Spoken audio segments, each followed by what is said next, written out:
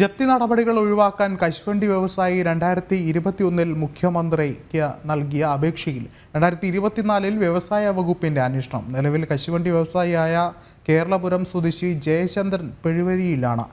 ജയചന്ദ്രന്റെ വീടും വസ്തുവും ഫാക്ടറിയും ഉൾപ്പെടെ ലേലത്തിൽ നൽകുന്നതിനായുള്ള നടപടികളും സ്വീകരിച്ചു. വ്യവസായം ആരംഭിക്കുന്നത് തമിഴ്നാട്ടിൽ നിന്നും കൊണ്ടുവരുന്ന കശുവണ്ടി പരിപ്പ് ഗ്രേഡ് തിരിച്ച് അന്യസംസ്ഥാനങ്ങളിലേക്ക് കയറ്റുമതി ചെയ്യുകയായിരുന്നു. 2013 ബിസിനസ് വളർത്തുന്നതിന്റെ ഭാഗമായി 1,05 ലക്ഷം രൂപ വായ്പയെടുത്തു. 2020 വരെ കൃത്യമായി ലോൺ തിരികെ അടയ്ക്കുകയും ചെയ്തു. കോവിഡ് കാലഘട്ടം വന്നതോടെ 70 ലക്ഷത്തോളം രൂപയുടെ കശുവണ്ടി പരിപ്പുകൾ നശിച്ചുപോയി. ഇതോടെ വായ്പ തിരിച്ചടവ് മുടങ്ങി. ബാങ്ക് ജപ്തി നടപടികളിലേക്ക് നീങ്ങി.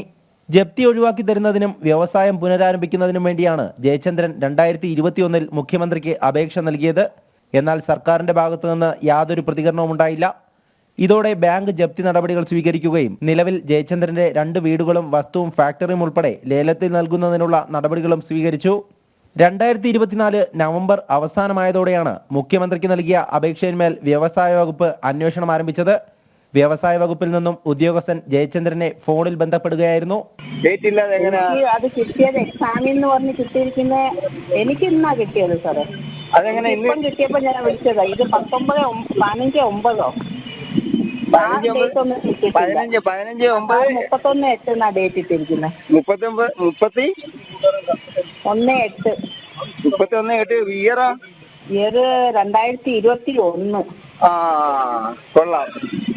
വ്യവസായ വകുപ്പിൽ നിന്ന് 2021 CM കേരള മുഖ്യമന്ത്രിക്ക് ഒരു പരാതി കൊടുത്തപ്പോൾ 2024 ലാസ്റ്റില് വിളിക്കുന്നു. കൊള്ളാം മാഡം. കേരളത്തിൽ വ്യവസായികൾ കുറയുന്നതിന് കാരണം ഇതൊക്കെയാണെന്നും തന്നെ സഹായിക്കണമെന്നുമാണ് ജയചന്ദ്രൻ പറയുന്നത്.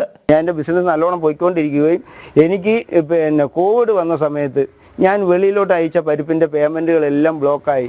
2-3 മാസം എല്ലാം ബ്ലോക്കായപ്പോൾ എനിക്ക് എൻ്റെ ഇവിടെ ഇരുന്ന സ്റ്റോക്കും എല്ലാം ബ്ലോക്കായി. ഒരു 10-77 ലക്ഷം രൂപ പുറത്ത് കാണും. 2021 പരാതി കൊടുത്ത് അന്വേഷണം, അതായത് എൻ്റെ വീട് പൂട്ടിക്കൊണ്ട് പോയി ഞാൻ നടുറോഡിൽ നിൽക്കുമ്പോൾ വ്യവസായ വകുപ്പിൽ നിന്ന് 2024 നവംബർ ലാസ്റ്റ് എന്നെ വിളിക്കുന്നു. ഓരോ ഫയലുകളും ഓരോ ജീവിതങ്ങളാണെന്ന് പറഞ്ഞ മുഖ്യമന്ത്രി നാട് ഭരിക്കുമ്പോഴാണ് അതേ മുഖ്യമന്ത്രിക്ക് 2021 നൽകിയ അപേക്ഷയിൽ വർഷങ്ങൾക്ക് ശേഷം അന്വേഷണം ആരംഭിക്കുന്നത്. ജനം, കൊല്ലം.